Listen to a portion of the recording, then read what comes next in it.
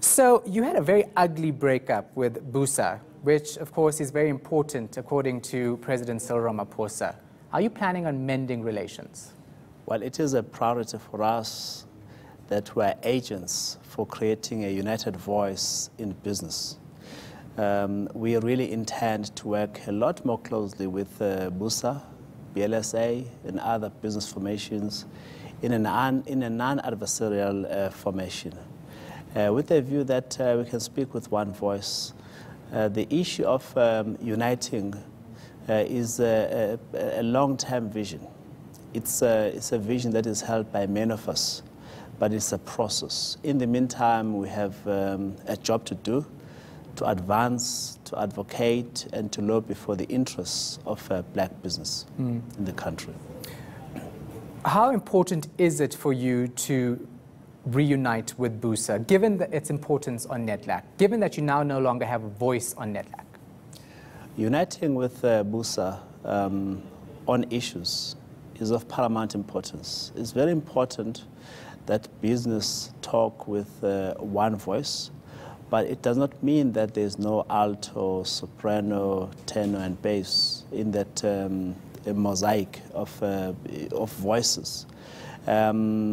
We have to nuance because we feel strongly about a need for inclusivity. We feel strongly for a need for a bigger part for black business in the national economy.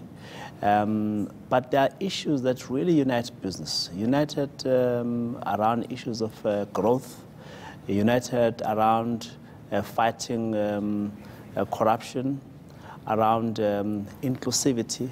These are matters that are shared, but we feel a lot more strong about transformation than Busa does, we believe. And therefore, the need for operating under one structure doesn't make any sense at this stage, but we want to work closely together. But how do you do that when you have such differences in how things should work in the country? Well, you have seen Labour dealing with ESCOM as a united voice. You saw Solidarity marching alongside NUMSA and NUM. It can be done. But it doesn't mean that those unions fold and operate under one structure. They differ on other areas, but in terms of fighting for what they believe in, wonderful. So if you use that analogy in business, there's no reason why we cannot have Busa championing matters of trade, investment, competitiveness, and having BBC being single-minded about need for transformation and inclusion in the national economy, and not really fighting among ourselves. But in 2011, when you were General Secretary of Busa, you had issues with its leadership back then. Well, when I was General Secretary of BBC. Sorry, yes, of BBC. We did not have a problem with individual leadership, but we had a problem with the posture of Busa, that it did not prioritize on transformation. That is now water under the bridge. We're not hung up on Busa issue. We believe it's an authentic voice for business in general. We are an authentic voice for black business in the national economy, and we believe we can operate side by side. What helps now is that the leadership of Busa, led by Sipho Pitjana, I'm very amenable to working with him. He actually sent me a congratulatory message, which I appreciated very much. So we'll be having coffee one of these days to see whether we can create space for these sister organizations to really find common ground. There's nothing wrong with that, but we are very single-minded. This economy needs to transform.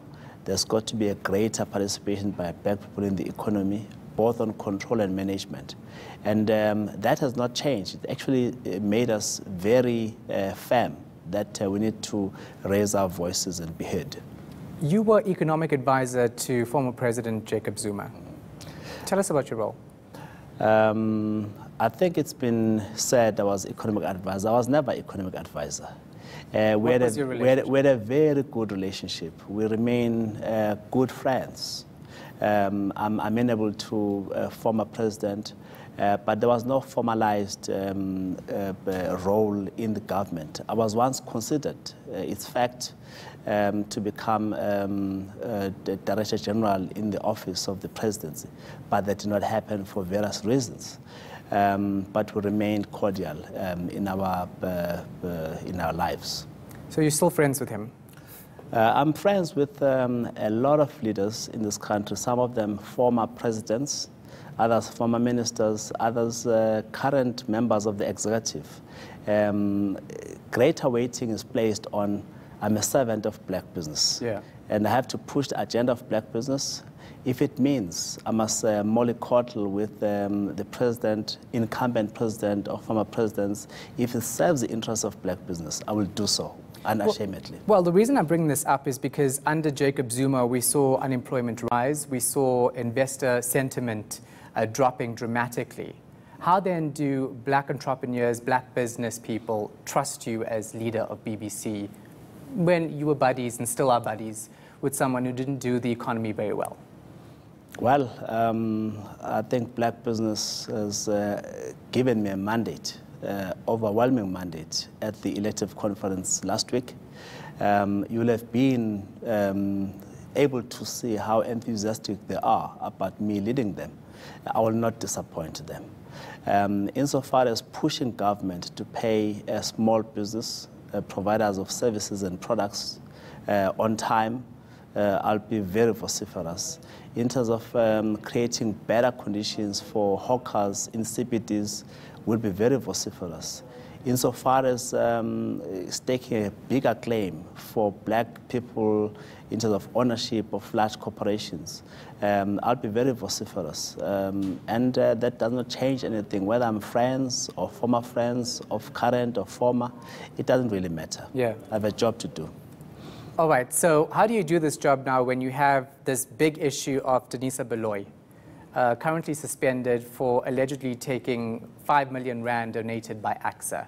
What's happening there? And also, has it affected your funders? Are people more wary now to fund and give donations to the BBC?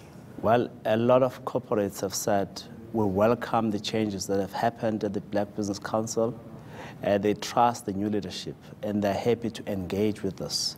They want answers. How are you dealing with the so-called missing millions? Fact is, 80% of money that was deemed missing is in the coffers of the Black Business Council. We're dealing with the outstanding 20% and perceived criminality thereof.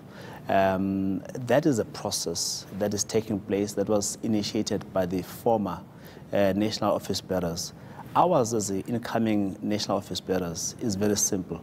We don't want to spend too much time on bygone misdemeanors, but want them to be wrapped up correctly in a manner that builds confidence to any would-be partners or sponsors of the Black Business Council.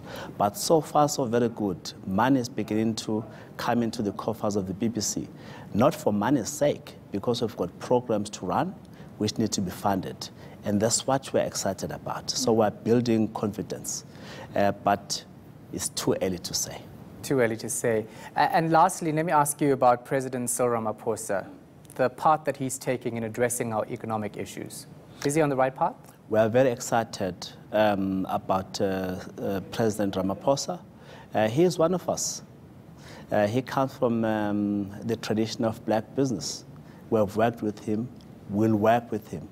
The sort of measures that he's made public last week around stimulating the economy, we welcome those. His focus on directing himself on attracting foreign direct investment, we think is the right path. The importance of building business confidence so that the balance sheets of South African corporates could be loosened for investment in the economy, those are all great things. It's still too early to say. He's headed for elections next day. He's going to say things that make sense to the electorate. We have to work with him. We want to work with him, and also good so far. All right, thank you so much for your time. I appreciate it, and good luck going forward. Thank you very much.